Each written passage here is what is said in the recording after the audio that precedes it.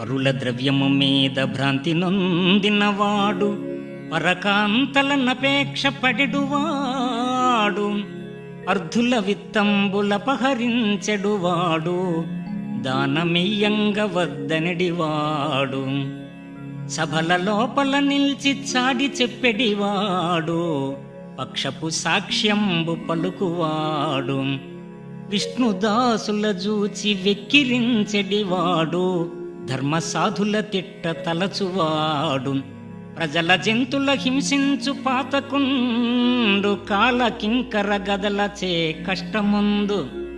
భూషణ వికాస శ్రీధర్మపుర నివాస దుష్ట సంహార నరసింహ దురిత దూరా. దుష్ట సంహార నరసింహ దురిత దూరా.